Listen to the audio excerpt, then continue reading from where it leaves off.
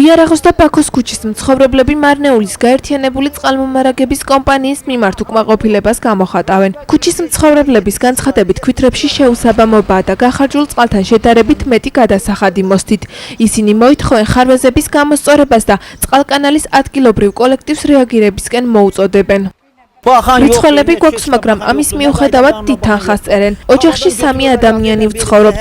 თვეში 75 ლარი მომდის გადასახადი. რამდენჯერმე მივედი წყალმომარაგების კომპანიაში. მათ მითხრეს, რომ ეს ბოლო თვე და შემდეგ ნაკლები თანხა მოგივაო, მაგრამ არაფერი შეცვლილა. მოსახლეობა შევიკრიბებით და სასამართლოს მივმართავთ. ყოველ თვეში წყლის გადასახადს 80 ლარს ვიხდი. წინა თვეში 90 ლარიც მომივიდა და ის გადავიხადე. რა აზრი აქვს ამდენი თანხის გადახდა? წყალს ბევრს არ ვხარჯავ. მიკვირს ამდენ თანხას რატომ მახდევინებენ. თანხასაც ვიხდი და წყალს პარალელურად ვყიდულობ. უკმაყოფილო ვარ აღნიშნული კომპანიის მომსახურებით. თემასთან დაკავშირებით ჩვენ მარნეულის გაერთიანებული წყალმომარაგების კომპანიის მთავარ მენეჯერს როვშან ბაბაქიშიევს გავესაუბრეთ. მისი თქმით, აღნიშნული თანხები ძველი დავალიანებაა, რომელიც ქუჩის მცხოვრებლებმა აუცილებლად უნდა დაფარონ.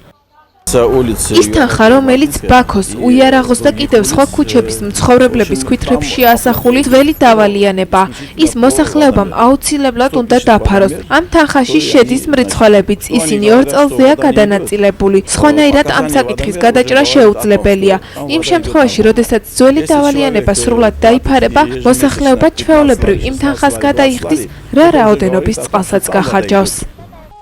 ბაბაქიშიევის განცხადებით, მოსახლეობას არსებული დავალიანების დაფარვა ეტაპობრივადაც შეუძლია.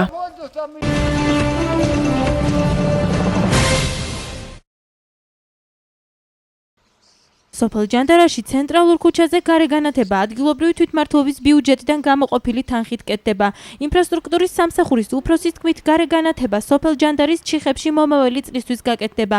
ამის გარდა გარეგანათების გაკეთება მარნეულის მასშტაბით რამდენიმე ქუჩაზეც იგეგმება. სოფელ ჯანდარის მოსახლეობა აღნიშნულთან დაკავშირებით კმაყოფილებას გამოთქვამს. ძალიან კარგია გარეგანათებას რომ გვიკეთებენ ჩვენი სოფლის მაცხოვრებლებისთვის, ეს მართლაც პრობლემა იყო. დიდი მადლობა ადგილობრივ თვითმმართველობას. მიმდინარეობს გარეგანათებით სამუშაოები.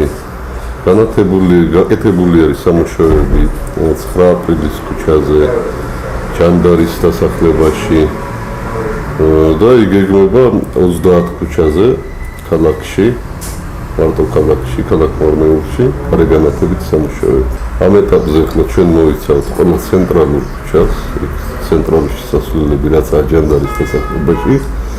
ხოლო შემდეგ ეტაპზე უკვე მოვალ წელს ალბათ გადავალ თუ რამე დაგრჩება რომელიმე ჩიხი, გავანათებთ იმას. მოგახსენებთ, აი სულხან-საბას ქუჩაზე გაკეთდება პუშკინის, მაზნიაშვილის, ბორჩალოს, ჯავახიშვილის, დოგებაშვილის, რუსთავის კულტურის სახლის მიმდებარე აგერ-1 ქუჩა არის.